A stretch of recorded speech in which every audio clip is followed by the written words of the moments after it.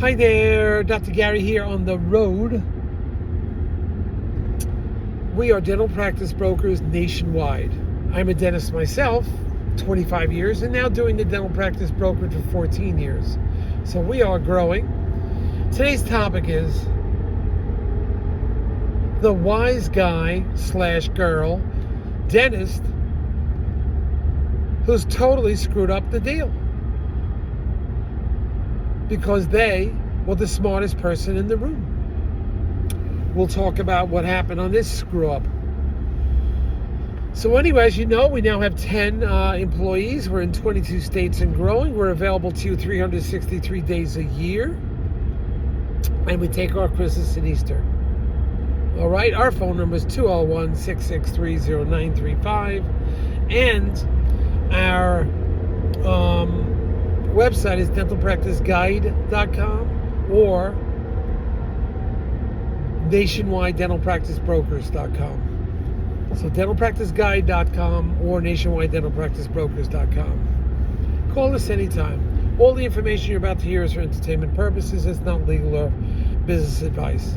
If you're thinking about purchasing a dental office, selling your dental office to a large DSO, call us because we know the best ones and we know what goes on in the marketplace, how things are changing, etc. We pick and choose who we think the best one for you are. The marketplace is changing and we think we're up on top of everything, but just to let you know. All right? And our commission is generally paid by the DSOs, but we're independent. Also, the legal fees that you're going to pay, if it's a large DSO sales, we'll get those legal fees reimbursed upon successful closing. We've done that many times. Okay? Now, what happened? So this dentist, guy, gal, whatever, they're this they bought 5 practices over the years, and they are so smart. They know everything. So there was a practice that was quite large, and they were interested in it. We gave them the parameters, and we said, look, we're going to be away for the weekend and so forth, but we'll talk and we'll get the information to you.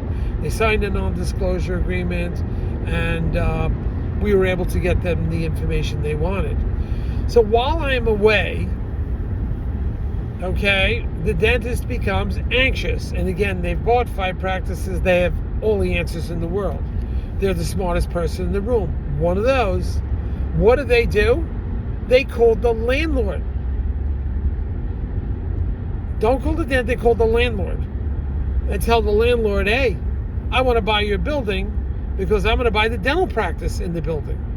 Meanwhile, the landlord knows nothing about a potential sale. We always keep that quiet until we get further along.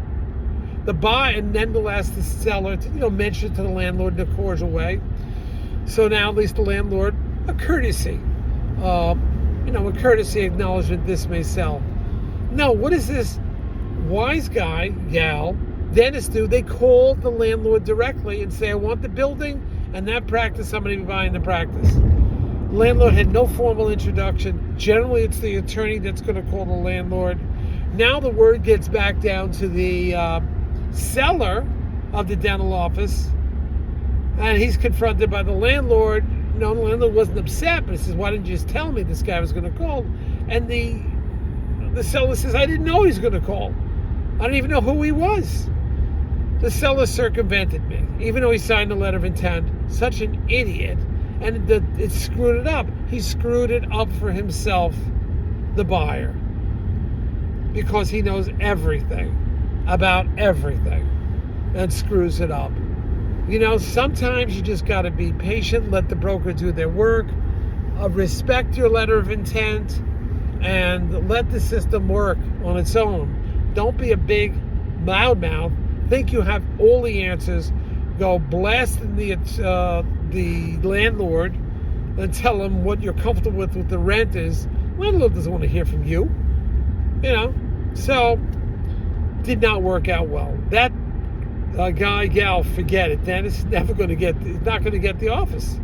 Because now the landlord's pissed off, the seller's pissed off, I am upset, not going to work out. If you like what you hear, please hit the subscribe button. There's always a new story every day. Thank you. Bye now.